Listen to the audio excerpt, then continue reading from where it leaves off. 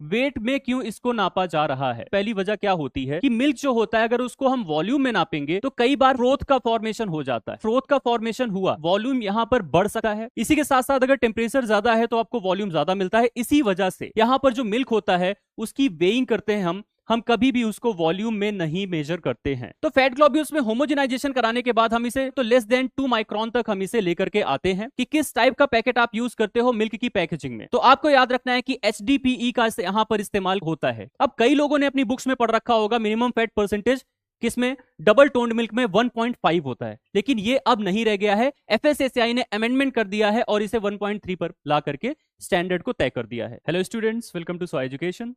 दोस्तों, आज की इस पर्टिकुलर क्लास में हम डिस्कस करने वाले हैं प्रोसेसिंग ऑफ मिल्क के बारे में। यानी आज की इस क्लास में हम यहाँ पर फ्लो चार्ट को देखेंगे कि कैसे मिल्क को प्रोसेस किया जाता है from the farm to the fork, यानी मिल्क को कैसे शुरुआती दौर से गुजार करके आपके घरों तक पैकेज्ड फॉर्म में पहुंचाया जाता है।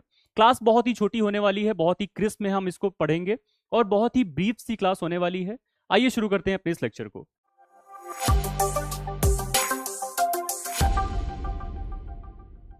देखिए, यहां पर हम एक फ्लो चार्ट देख रहे हैं जिसमें कि हम सबसे पहले देख रहे हैं कलेक्शन ऑफ मिल्क। यानी मिल्क को जैसे ही मिल्चिंग कराई जाती है, यानी उस पर्टिकुलर कैटल से जिससे कि आपने मिल्क को निकाला है, उससे निकालने के बाद जो मिल्क मेंस होते हैं, यानी जो यहाँ पर मिल्क मेंस होते हैं, उसको कहाँ तक ले जाते हैं?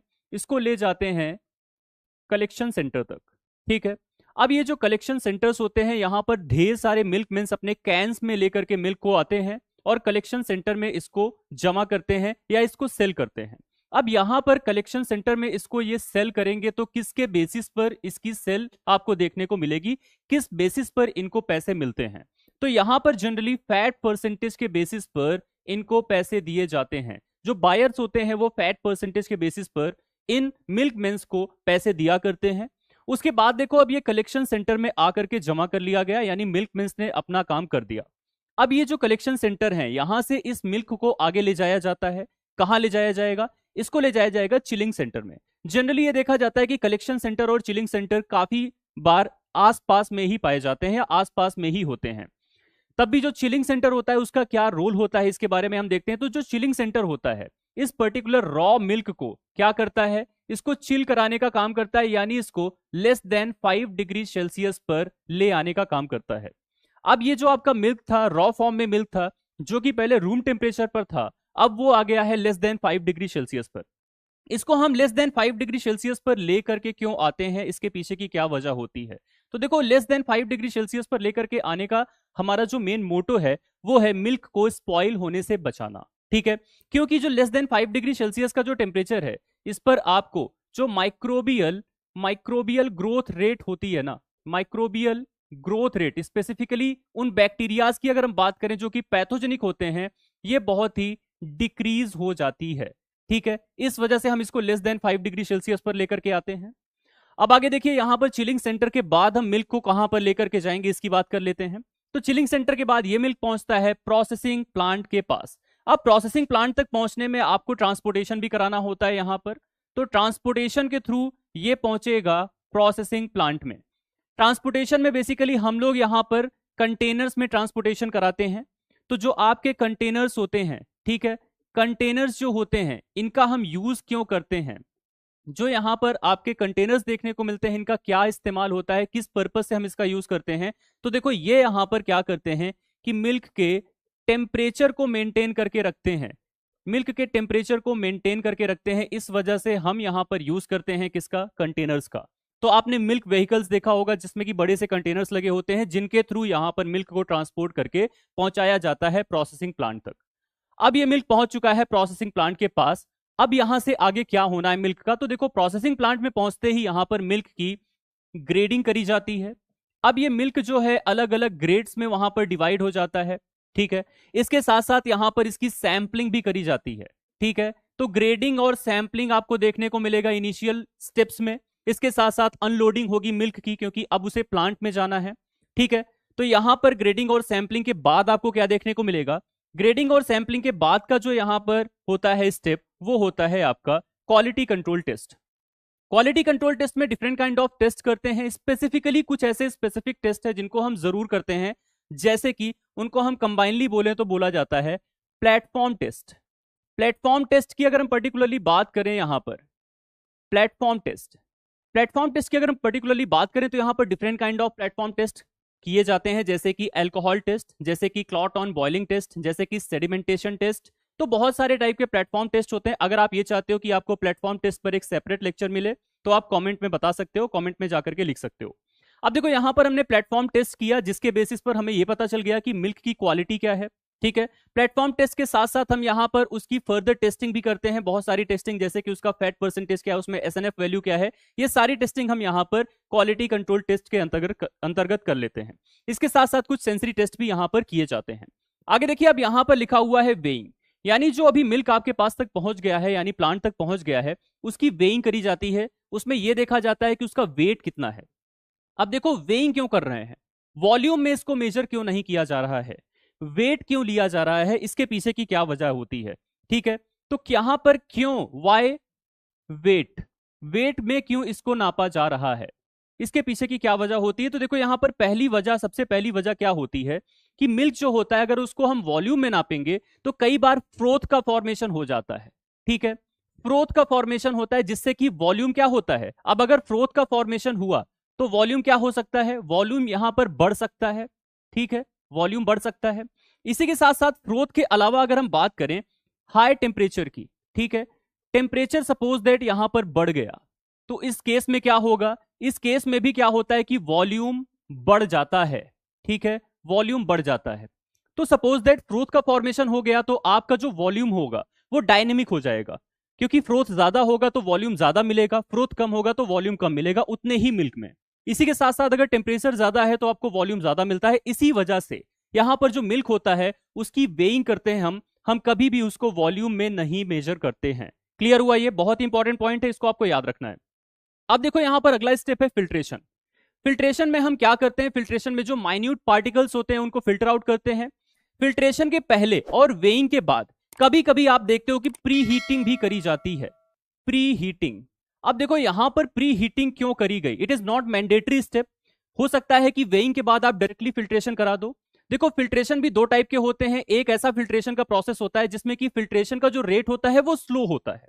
अगर स्लो फिल्ट्रेशन रेट है तो वहां पर जो कोल्ड मिल्क है, आपका जो मिल्क है जो चिल्ड है, वो भी स्लो फिल्ट्रेशन रेट से पास ऑन हो सकता है, धीरे धीरे फिल्टर आउट हो सकता है।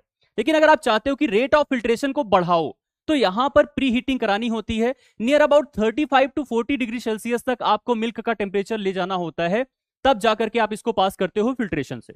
अब अगर आपने इतना गर्म कर लिया, प्री हीटिंग किया, तो होगा क्या, यहां पर मिल्क की जो विस्कोसिटी थी वो डिक्रीज हो जाएगी, क्योंकि जो मिल्क की विस्कोसिटी होती है आप जैसे जैसे टेम्परेचर बढ़ाओगे वैसे वैसे कम होती जाती है।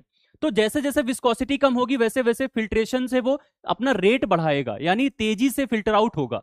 इसी वजह से यहां पर प्री हीटिंग कराई जाती है, प्री हीटिंग देखने को मिलती है। तो अगर आपको स्लो फिल्ट्रेशन रेट कराना है तो आप प्री हीटिंग नहीं कराओगे, फिल्ट्रेशन रेट तेज चाहिए तो आप यहां पर प्री हीटिंग कराओगे। किससे पहले, फिल्ट्रेशन से पहले। ठीक है, और किसके बाद, वेइंग के बाद। क्लियर हुआ ये चीज। अब यहां पर फिल्ट्रेशन में आपके मैक्सिमम जो यहां पर सब्सटेंसेस, माइन्यूट पार्टिकल्स होते हैं वो फिल्टर आउट हो जाते हैं। इसके साथ साथ यहां पर क्लैरिफिकेशन का भी यूज किया जाता है, क्लैरिफाई भी किया जाता है मिल्क को। तो क्लैरिफाई में क्या करते हैं, यहां पर क्लैरिफिकेशन जो होता है वो स्लो रेट ऑफ सेंट्रीफ्यूगेशन के थ्रू किया जाता है, जिसमें कि अगर बहुत ही लाइट पार्टिकल्स हैं जो कि मिल्क के अंदर हैं और वो इंप्यूरिटीज के फॉर्म में हैं तो उनको यहां से सेपरेट आउट किया जा सके। यहां तक चीजें समझ में आई। अब देखो अगला स्टेप आपके सामने है क्रीम सेपरेशन।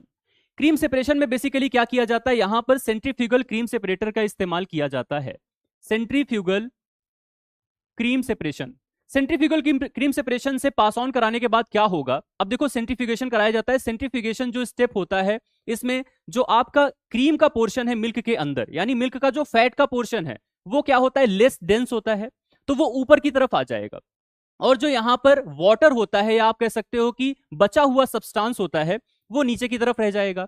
तो यहां पर आपको दो चीजें देखने को मिल जाएंगी। सेंट्रीफ्यूगेशन कराने के बाद, यानी जो सेंट्रीफ्यूगल क्रीम सेपरेटर है इससे पास ऑन करने के बाद आपको दो चीजें देखने को मिलती हैं। पहली चीज होती है आपका मिल्क का फैट का पोर्शन, और दूसरा होता है स्किम्ड मिल्क। दूसरा क्या होता है, स्किम्ड मिल्क होता है। ठीक है, तो यहां तक चीजें समझ में आई। अभी तक जितने भी हमने स्टेप देखे, हमने लास्टली क्या करा दिया है, क्रीम को सेपरेट करा दिया है। और हमने शुरुआत कहां से करी थी, कलेक्शन ऑफ मिल्क से करी थी। ये सारे स्टेप्स आपको क्लियर आउट हुए। अब देखो इसके बाद के स्टेप्स को देखते हैं। ये पूरी की पूरी प्रोसेस जो है अभी ये कंटिन्यू होगी, ठीक है। कंटिन्यू होगी तो अगला स्टेप क्या आता है आपका? अगला स्टेप आता है स्टैंडर्डाइजेशन। स्टैंडर्डाइजेशन में आप क्या करते हो? इसमें बेसिकली आप क्या करते हो कि एडजस्ट करते हो किसको? मिल्क फैट को और एसएनएफ को ऑन द बेसिस ऑफ, किसके बेसिस पर? स्टैंडर्ड्स के बेसिस पर, ठीक है। स्टैंडर्ड्स के बेसिस पर आप इसको एडजस्ट करते हो। तो कैसे एडजस्ट करोगे आप मिल्क के फैट को? तो देखो फैट आपने निकाल लिया है, स्किम्ड मिल्क आपका अलग हो गया है। तो यहां पर अब जिस जिस मिल्क को आपको प्रिपेयर करना है, सपोज दैट आपको फुल क्रीम मिल्क बनाना है, तो आपको यहां पर 6% फैट को डालना पड़ेगा। इसके साथ साथ आपको अगर स्किम्ड मिल्क बनाना है तो उसी के अकॉर्डिंगली आपको फैट को एडजस्ट करना पड़ेगा। इसके अलावा अगर आपको स्टैंडर्डाइज मिल्क बनाना है या फिर टोन्ड मिल्क बनाना है तो उसी के अकॉर्डिंगली आपको फैट को एडजस्ट करना होता है। तो अलग अलग टाइप के मिल्क के लिए अलग अलग टाइप का स्टैंडर्ड होता है।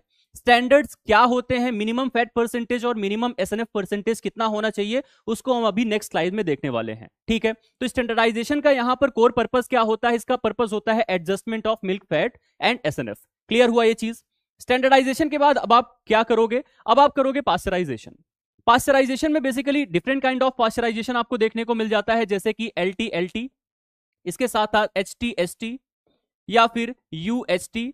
इसके अलावा वैक्रिएशन, स्टेशनाइजेशन, डिफरेंट काइंड ऑफ पास्चराइजेशन आपको देखने को मिल जाता है। LT का मतलब होता है लो टेम्परेचर लॉन्गर टाइम, यानी कम टेम्परेचर पर आप ज्यादा समय के लिए इसको गर्म करोगे। पास्चराइजेशन क्या है? ये एक टाइप का हीट ट्रीटमेंट होता है जिससे कि हम पैथोजेनिक माइक्रो ऑर्गेनिजम्स को किल कर देते हैं, ठीक है। तो पास्चराइजेशन में अगर हम पर्टिकुलरली बात करें तो ये एक टाइप का CCP भी होता है। CCP क्या होता है? क्रिटिकल कंट्रोल पॉइंट होता है ये, ठीक है। क्रिटिकल कंट्रोल पॉइंट, यानी ये बहुत ही क्रिटिकल है। इस स्टेप में आपको जो भी आपका टेम्परेचर और टाइम का कॉम्बिनेशन है उसको मेंटेन करके रखना होता है, और इस स्टेप के बाद किसी भी टाइप का पैथोजेनिक माइक्रो ऑर्गेनिज्म यहां पर बचना नहीं चाहिए, ठीक है। तो ये प्लांट का क्या होता है? CCP होता है। अब देखो यहां पर LT की अगर हम पर्टिकुलरली बात करें तो यहां पर आपको देखने को मिलेगा 63 डिग्री सेल्सियस का ट्रीटमेंट। कितने टाइम के लिए? For half an hour, 30 minutes के लिए, ठीक है। अगर हम बात करें HT की तो आपको देखने को मिलेगा 72 डिग्री सेल्सियस का ट्रीटमेंट फॉर 15 सेकेंड्स, ठीक है।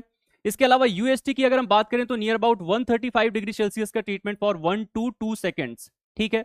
तो ये यहां पर आपके टाइम एंड टेम्परेचर कॉम्बिनेशंस हैं जो कि डिफरेंट काइंड ऑफ पास्चराइजेशन में यूज किए जाते हैं, और यहां से क्वेश्चंस काफी बार पूछे गए हैं, इसको आपको याद रखना है। इसके अलावा भी बहुत सारे टाइप के पास्चराइजेशन होते हैं, जैसे कि अभी हमने बताया था वैक्रिएशन, स्टेशनाइजेशन। अगर आपको पास्चराइजेशन ऑफ मिल्क पर एक सेपरेट वीडियो चाहिए तो आप कॉमेंट बॉक्स में लिख सकते हो। अब आगे देखो यहां पर पास्चराइजेशन के बाद हम लोग अगले प्रोसेस पर जाते हैं जो कि है होमोजेनाइजेशन। होमोजेनाइजेशन क्या होता है? होमोजेनाइजेशन में हम यहां पर जो फैट के ग्लोब्यूल्स होते हैं उनको ब्रेक डाउन कराने का काम करते हैं। एक होमोजेनाइजर लगा हुआ होता है प्लांट में, जिसमें हाई प्रेशर से यहां पर जो आपके फैट ग्लोब्यूल्स होते हैं उनको ब्रेक डाउन किया जाता है। जनरली अगर हम बात करें नॉर्मल फैट के ग्लोब्यूल की साइज की, तो normal size of fat globule कितना होता है? फैट ग्लोब्यूल क्या साइज के होते हैं? तो यहां पर आपको देखने को मिलेगा 0.2 to 20 माइक्रोन के ये नॉर्मल साइज होते हैं, ठीक है। तो ये आपने देखा यहां पर नॉर्मल साइज कितनी होती है फैट के ग्लोब्यूल्स की। अब इनको हमें छोटा करना होता है। छोटा हम किस लिए करेंगे? छोटा हम इसलिए करेंगे क्योंकि अगर हमने इसको छोटा नहीं किया तो ये यूनिफॉर्मली डिस्ट्रीब्यूट नहीं होगा थ्रू आउट द मिल्क। हो सकता है कि ये आगे के ट्रीटमेंट्स में या फिर आगे चल के ऊपर की तरफ चला जाए, क्योंकि फैट ग्लोब्यूल्स जो होते हैं उनकी डेंसिटी क्या होती है? कम होती है, जिसकी वजह से वो ऊपर की तरफ जा सकते हैं, ठीक है। तो फैट ग्लोब्यूल्स में होमोजेनाइजेशन कराने के बाद हम इसे तोड़ करके लेस देन 2 माइक्रोन तक हम लेकर के आते हैं। ये डायामीटर है इसका, ठीक है, ये इसका डायामीटर होता है फैट के ग्लोब्यूल का। तो लेस देन 2 माइक्रोन तक हम इसे लेकर के आते हैं, जिससे कि फैट के ग्लोब्यूल्स जो है वो यूनिफॉर्मली डिस्ट्रीब्यूट हो जाए through out the milk. Clear है? ये चीजें क्लियर हुई। और इससे रिलेटेड भी क्वेश्चन आपसे पूछा गया कि फैट के ग्लोब्यूल्स को हम कितना छोटा करते हैं जब हम होमोजेनाइजेशन कराते हैं। आगे देखो अगला स्टेप है आपका पैकेजिंग। तो पैकेजिंग में हमको बेसिकली क्या पढ़ना होता है, कौन सी चीज इंपॉर्टेंट है? यहां से जो क्वेश्चन आपसे पूछा जाता है जनरली कि किस टाइप का पैकेट आप यूज करते हो मिल्क की पैकेजिंग में, तो आपको याद रखना है कि HDPE का यहां पर इस्तेमाल होता है, ठीक है। HDPE stands for high density polyethylene, ठीक है। हाई डेंसिटी पॉलीइथाइलिन का यहां पर इस्तेमाल होता है। आगे देखो अब यहां पर डिस्ट्रीब्यूशन करा दिया जाता है। अब पैकेज्ड मिल्क प्रोडक्ट को यहां पर डिस्ट्रीब्यूट किया जाता है, उसके बाद ये कंज्यूमर्स यानी हमारे घरों तक पहुंच जाता है और उसको प्रॉपर टेम्परेचर पर हम लोग स्टोर करके रखते हैं। क्लियर हुई ये सारी चीजें? तो ये यहां पर फ्लो डायग्राम था, ये यहां पर स्टेप्स थे जो कि फॉलो किए जाते हैं जब भी मिल्क को प्रोसेस करना होता है। अब आगे हम देखने वाले हैं कि कौन से स्टैंडर्ड्स होते हैं, क्या मिनिमम फैट परसेंटेज होना चाहिए और क्या मिनिमम एसएनएफ होना चाहिए, जो कि एफएसएसएआई के accordingly through out the India एक मानक तय किया गया है, एक स्टैंडर्ड बनाया गया है। आइए देखते हैं इसको। अब देखिए यहां पर एफएसएसएआई के अकॉर्डिंगली ऑल इंडिया लेवल पर हम बात करने वाले हैं, किसी भी पर्टिकुलर स्टेट की नहीं बात करेंगे, ऑल इंडिया लेवल पर बात करेंगे कि कौन से स्टैंडर्ड्स को फॉलो करना मैंडेटरी है और कौन से टाइप के मिल्क में कितना मिनिमम फैट और कितना मिनिमम एसएनएफ परसेंटेज होना चाहिए। SNF stands for solid not fat, ठीक है। अब देखो यहां पर सबसे पहले बात करेंगे बुफेलो मिल्क की। तो बुफेलो मिल्क में एफएसएसआई के द्वारा बताया गया कि मिनिमम फैट परसेंटेज 5 होना चाहिए। अब देखो यहां पर कुछ लोगों को कंफ्यूजन जरूर होगा, कई लोगों ने डिफरेंट काइंड ऑफ बुक्स में 6 भी पढ़ रखा होगा। तो एफएसएसआई की तरफ से इससे पहले डिफरेंट काइंड ऑफ स्टेट के लिए एक लिस्ट जारी कराई गई थी, जहां पर कुछ स्टेट्स में इसको 5% रखा गया था और कुछ स्टेट में इसको 6% रखा गया था। लेकिन यहां पर हम बात कर रहे हैं through out the India level पर, तो इसके लिए भी एफएसएसआई ने अपने ही स्टैंडर्ड्स में लिख रखा है कि इसके लिए यहां पर मिनिमम फैट परसेंटेज जो होता है वो 5% होना चाहिए। बफेलो मिल्क के लिए through out the India level की यहां पर बात हो रही है। मिनिमम एसएनएफ की अगर हम बात करें तो यहां पर 9 होना चाहिए, ये बहुत इंपॉर्टेंट है, इसको याद रखना है आपको। काउ मिल्क की यहां पर बात करें तो अगर मिनिमम मिल्क फैट की बात करें तो ये 3.2% होना चाहिए। इसी के साथ साथ मिनिमम एसएनएफ यहां पर 8.3 होता है, ठीक है, ये भी इंपॉर्टेंट है एग्जाम पॉइंट ऑफ व्यू से। अब आगे बात करते हैं गोट या फिर शीप मिल्क के लिए। गोट और शीप का जो दोनों का मिल्क है उसके स्टैंडर्ड सेम रखे गए हैं। तो यहां पर जो मिनिमम मिल्क फैट का परसेंटेज है उसको 3 रखा गया है और मिनिमम एसएनएफ यहां पर 8 रखा गया है। क्लियर? आगे देखो अब बात करने वाले हैं कैमल मिल्क की। कैमल मिल्क बहुत ज्यादा इंपॉर्टेंट है एग्जाम पॉइंट ऑफ व्यू से। क्यों इंपॉर्टेंट है इसके बारे में भी हम बात करेंगे। कैमल मिल्क में देखो यहां पर मिनिमम फैट परसेंटेज को 2 रखा गया है, मिनिमम एसएनएफ को 6 रखा गया है। अब आप इस पूरी की पूरी लिस्ट में देखोगे कि सबसे कम एसएनएफ परसेंटेज किस टाइप के मिल्क में आपको देखने को मिल रहा है, तो ये देखने को मिलता है कैमल मिल्क में। इन फ्यूचर आपसे एग्जाम में ऐसे क्वेश्चंस पूछे जा सकते हैं और ये बहुत ही ज्यादा इंपॉर्टेंट है एग्जाम पॉइंट ऑफ व्यू से कि which of the following milk contains minimum amount of SNF. Suppose that different kind of milk दे दिया और अगर उसमें कैमल मिल्क ऑप्शन में है तो उसमें सबसे कम यानी 6% यहां पर एसएनएफ देखने को मिलता है। क्लियर हुई है सारी चीजें? बहुत ज्यादा इंपॉर्टेंट है ये। आगे देखो अब बात करते हैं यहां पर हम फुल क्रीम मिल्क की। फुल क्रीम मिल्क में जैसा कि आपने पढ़ा ही होगा और बहुत बार ये क्वेश्चन पूछा भी गया है कि मिनिमम फैट परसेंटेज 6% होता है, मिनिमम एसएनएफ यहां पर आपको 9 देखने को मिल जाएगा। इसके बाद हम बात करने वाले हैं स्टैंडर्डाइज मिल्क की। तो ये होता है मिनिमम फैट परसेंटेज 4.5 और आपका एसएनएफ होता है 8.5। बहुत बार यहां से क्वेश्चन भी पूछा गया है, ठीक है। आगे हम बात करने वाले हैं टोन्ड मिल्क की। तो टोन्ड मिल्क में मिनिमम फैट परसेंटेज 3 होता है और एसएनएफ परसेंटेज 8.5 होता है। अब बात होने वाली है डबल टोन्ड मिल्क की। डबल टोन्ड मिल्क यहां पर बहुत ज्यादा इंपॉर्टेंट होने वाला एग्जाम पॉइंट ऑफ व्यू से, अभी के लिए तो खास करके ज्यादा इंपॉर्टेंट है। क्यों इंपॉर्टेंट है? क्योंकि यहां पर जो मिनिमम फैट परसेंटेज है वो 1.3 है और मिनिमम एसएनएफ 9 है। अब कई लोगों ने अपनी बुक्स में पढ़ रखा होगा मिनिमम फैट परसेंटेज किसमें, डबल टोन्ड मिल्क में 1.5 होता है, लेकिन ये अब नहीं रह गया है। एफएसएसआई ने अमेंडमेंट कर दिया है और इसे 1.3 पर ला करके स्टैंडर्ड को तय कर दिया है। क्लियर है? आगे देखो अब बात कर रहे हैं स्किम्ड मिल्क में। तो यहां पर मिनिमम फैट परसेंटेज वही है जो पहले हुआ करता था, 0.5%। एसएनएफ वैल्यू यहां पर 8.7 है। लास्टली हम रिकम्बाइंड मिल्क की बात करें तो यहां पर मिनिमम फैट परसेंटेज 3 है और एसएनएफ परसेंटेज 8.5 है। तो ये चार्ट बहुत ही ज्यादा इंपॉर्टेंट है। जो सबसे ज्यादा इंपॉर्टेंट यहां पर मिल्क है उनके बारे में हम लोगों ने बताया, उन पे स्टार मार्क्स भी कर दिए गए हैं। आपको यहां पर जो भी इस लिस्ट में दिया गया मिल्क है उन सबकी वैल्यूज को याद करके रखना है, इन सारे स्टैंडर्ड्स को याद करके रखना है। क्लियर? तो स्टूडेंट्स ये था आज आपका एक छोटा सा वीडियो जिसमें हम लोगों ने प्रोसेसिंग ऑफ मिल्क और डिफरेंट काइंड ऑफ मिल्क के स्टैंडर्ड्स की बातें करी। अगर आप किसी भी टॉपिक या इससे रिलेटेड किसी भी पॉइंट के बारे में इन डिटेल डिस्कशन करना चाहते हो और ये चाहते हो कि इससे रिलेटेड वीडियोस आपके लिए लेके आया जाए तो आप कमेंट बॉक्स में जाकर के लिख सकते हो। फिर मिलेंगे एक नए लेक्चर में एक नए वीडियो के साथ, तब तक के लिए धन्यवाद।